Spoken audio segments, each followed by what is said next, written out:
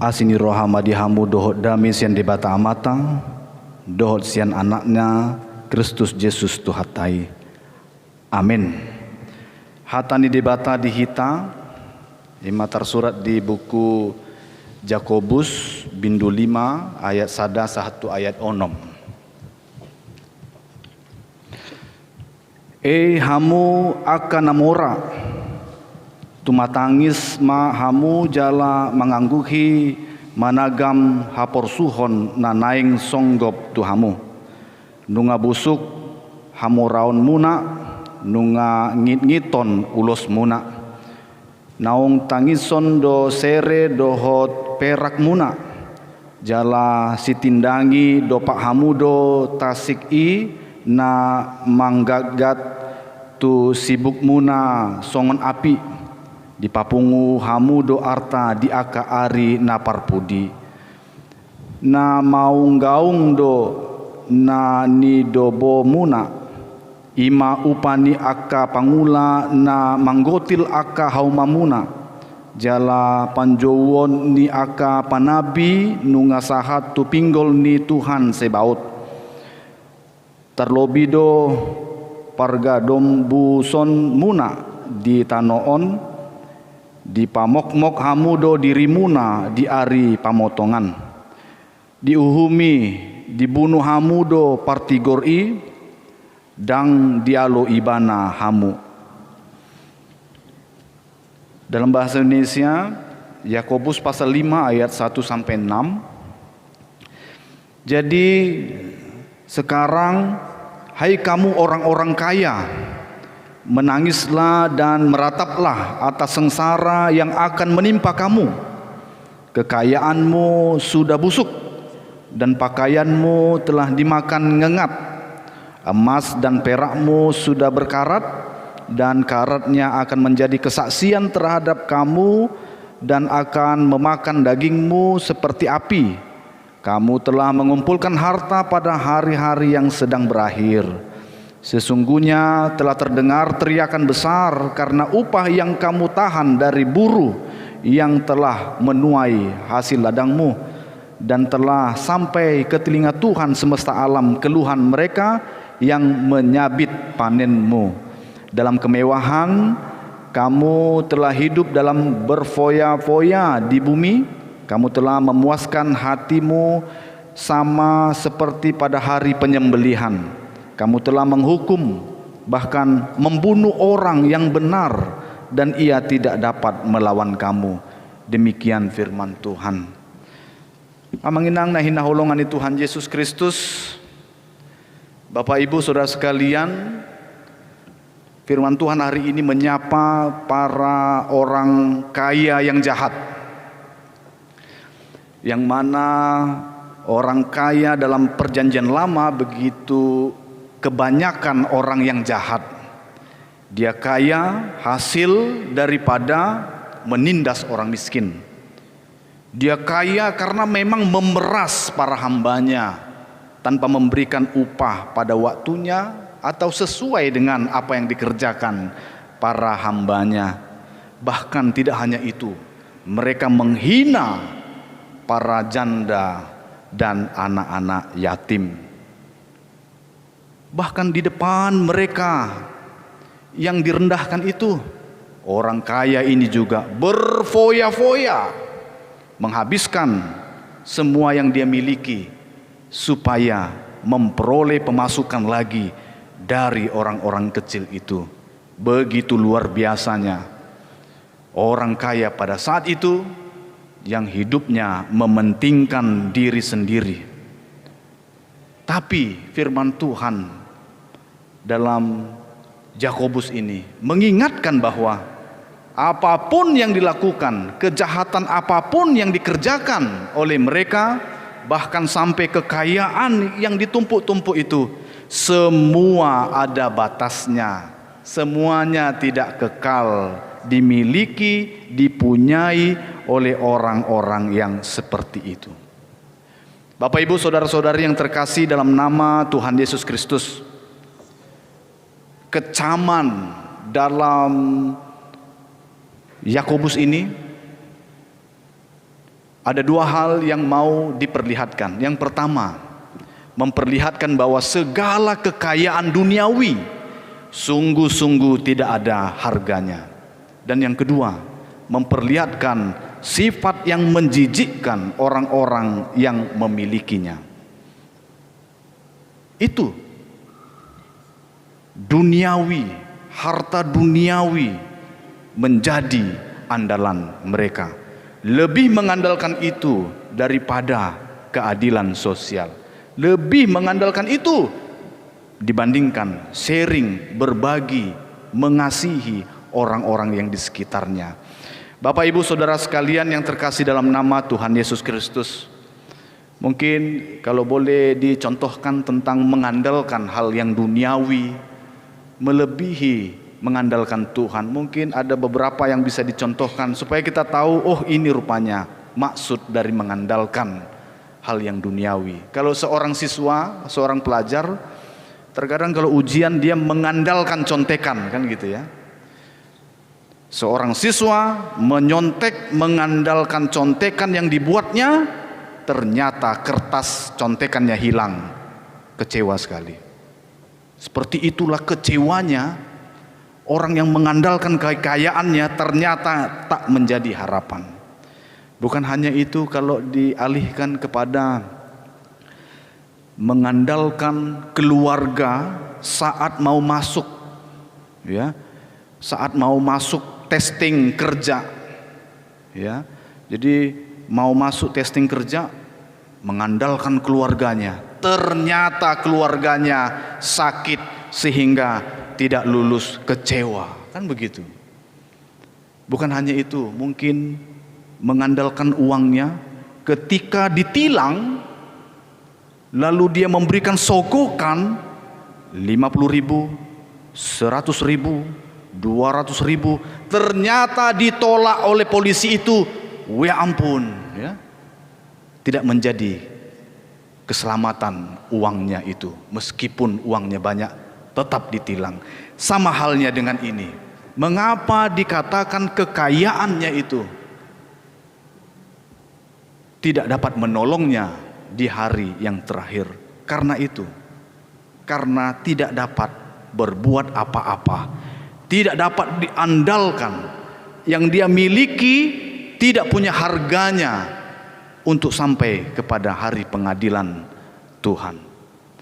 Bapak Ibu Saudara-saudari yang terkasih dalam nama Tuhan Yesus Kristus, firman Tuhan hari ini mau menyatakan kepada kita agar jemaat tidak meletakkan seluruh pengharapan dan keinginannya pada hal-hal yang duniawi. Ingat, tidak menaruh pengharapan dan keinginannya pada hal-hal yang duniawi. Terungkap di sini memang bahwa di dunia timur ada 3 sumber utama tentang kekayaan yang ditulis dalam Yakobus ini. Yang mana kekayaan itu akan menuju kepada kebusukan. Yang pertama yaitu jagung dan gandum. Ya, itu kekayaan. Makanya banyak orang di zaman dulu itu, ya, panen, ya, ditumpuk, buat lagi, lumbung lagi, tumpuk. Itulah kekayaan, itulah simbol kekayaannya. Ya, tapi ternyata kekayaan tersebut, jagung tersebut, ya, maupun gandum tersebut akan membusuk. Yang kedua, simbol kekayaan mereka terlihat dari pakaiannya, ya, dari pakaiannya. Makanya itu di dalam perjanjian lama ketika bertemu dengan saudaranya dengan baik hati, Yusuf memberikan pakaian lenan kepada saudara-saudaranya. Wah, itu mewah sekali, luar biasa sekali. Dan itu menunjukkan kekayaannya. Ya, luar biasa sekali. Nah, itu ternyata pakaian pun akan jadi makanan ngengat. Terbatas, hancur, punah, nggak bisa menjadi andalan dalam kehidupannya, ya. Dan yang ketiga, kekayaan, yaitu emas dan perak. Kalau jagung, gandum, pakaian itu ada yang menyerangnya, ya, baik itu busuk maupun ngengat, ya. Kalau emas, perak, orang bilang itu adalah abadi. Tapi sayangnya, ya, semua pembusukan yang terjadi di dunia ini, semua kerusakan yang terjadi, maka hari yang terakhir emas itu akan berakhir, selesai tugasnya, karena dunia ini pun akan berakhir. Demikian juga dengan isi dunia ini, termasuk dengan emas dan perak yang dianggap sebagai benda yang abadi, itu akan sirna di akhir zaman nanti. Artinya, dari yang bisa membusuk di depan mata, bahkan yang dianggap sebagai sesuatu yang abadi dan bahkan langgeng sampai selamanya, itu membuktikan bahwa semuanya akan berakhir. Kepanaan dan keterbatasan akan melingkupi semua yang ada di dunia ini atau hal-hal yang duniawi. Maka itu jangan berharap kepada hal-hal yang duniawi. Bapak, Ibu, saudara-saudari yang terkasih dalam nama Tuhan Yesus Kristus, puji Tuhan kalau kita diberkati Tuhan sebagai orang kaya. Tapi jangan menjadi orang kaya seperti Alkitab di sini mengatakan orang kaya yang jahat, karena itu menjijikkan di hadapan Tuhan. Jadilah orang kaya yang rendah hati, yang mau berbagi, karena kita tahu kenapa kita harus berbagi, karena kekayaan itu tidak bawa mati. Maka itu kalau Tuhan memberikan izin kita memiliki kekayaan itu, berbagilah dengan orang yang membutuhkan. Apalagi situasi COVID saat ini, waduh, begitu banyak yang membutuhkan peranan orang-orang percaya untuk terlibat dalam hal yang sosial dan baik. Berbagi saja, ya. Kalau dari akhir kehidupan kita mungkin dihitung berapa tahun lagi, berbagi saja, karena tidak kita bawa, ya.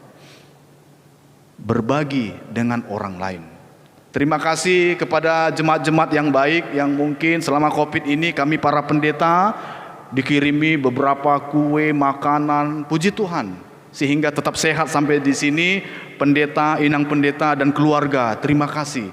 Itu sangat berguna dan berarti. Ditunggu yang lain, ya, untuk mengirimkan. Nah, oleh karena itu, Bapak, Ibu, saudara-saudari yang terkasih dalam nama Tuhan Yesus Kristus, mari kita menjadi anak-anak Tuhan yang memahami siapa itu orang-orang dunia, apa itu dunia, sehingga kita tahu bahwa kalau dunia itu sementara, terbatas, bukan abadi, maka kita akan rela bila kehilangan yang duniawi itu dalam kehidupan kita.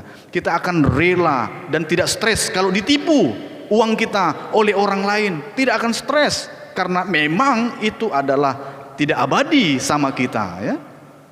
Oleh karena itu, mari bersama menjadi anak-anak Tuhan yang baik. Dengan kekayaan, dengan apa yang kita miliki, semuanya bisa menjadi berkat bagi orang lain. Bukankah visi kita menjadi berkat bagi orang lain? Kalau tidak bisa menjadi berkat melalui materi, dari tenaga. Kalau tidak dari tenaga, dari pikiran. Kalau tidak dari pemikiran, tidak bisa apa-apa saya amang pendeta, saya ini orang yang lemah. Dari doa-doa kita, itu sangat berharga sekali, karena doa mengubah segala sesuatu. Jadilah pendoa. Oleh karena itu, semakin banyak talenta kita, semakin banyak materi kita, sesungguhnya semakin banyak kewajiban kita yang akan kita dapat lakukan di tengah-tengah kehidupan ini, sampai kehidupan ini berakhir. Maka kita akan menjadi berkat, bermanfaat bagi orang lain. Ingat, dunia ini sementara. Dunia ini sementara. Lihat, yang baik saja sementara, apalagi yang duniawi. Pertangyangan hari ini akan berakhir hari ini. Tapi kiranya, meskipun pertangyangan yang secara resmi diprogramkan oleh gereja, berakhir, namun hubungan kita dengan Tuhan tidak berakhir. Justru dengan kesadaran berakhirnya pertanggiangan pada malam hari ini, justru berakhirnya seremonial kita, pertanggiangan, sermon kategorial atau pertemuan-pertemuan lain, itu menunjukkan bahwa segala program, kegiatan, rencana, hal yang ada di dunia ini sebentar, ada batasnya. Maka itu dengan kesadaran yang demikian, mari dekatkan diri kepada Tuhan, sehingga yakinlah dan percayalah, sepanjang kita melakukan hal yang baik di tengah-tengah dunia yang sementara ini, nilainya akan menjadi abadi ketika tetap kita lakukan itu dalam iman untuk kemuliaan Allah Bapa dalam Yesus Kristus. Kiranya Tuhan memberkati kita semua. Yakinlah apapun yang kita lakukan untuk Tuhan, semuanya tidak akan sia-sia, upahmu besar di surga. Amin. Kita bersatu dalam doa. Bapa kami yang di surga, yang kami kenal dalam nama Tuhan Yesus Kristus, terima kasih Tuhan, kami sungguh mengucap syukur bahwa setiap kami dipanggil sebagai orang-orang yang akan menjadi berkat bagi dunia ini. Terkadang kami memiliki banyak potensi, baik dari materi, talenta, dan juga kesaksian hidup. Kiranya dapat kami pergunakan itu untuk kemuliaan nama Tuhan. Kiranya ketika Tuhan menitipkan berkat yang besar bagi jemaat Tuhan sehingga menjadi orang yang kaya, bahkan kaya raya, kiranya menjadi orang yang kaya, rendah hati, mau berbagi, dan penuh sukacita menjadi kemuliaan bagi nama Tuhan. Jauhkan sikap yang tinggi hati, sombong, dan mementingkan diri. Dan kiranya kami semua jemaat Tuhan diutus terus menjadi terang, garam di tengah-tengah dunia ini. Terima kasih Tuhan, terima kasih. Sudah banyak doa-doa kami yang kami sampaikan melalui doa syafaat tadi. Kiranya doa kami didengarkan oleh Tuhan dan dikabulkan tepat pada waktunya. Dalam nama Yesus Kristus kami ucap syukur dan berdoa. Amin.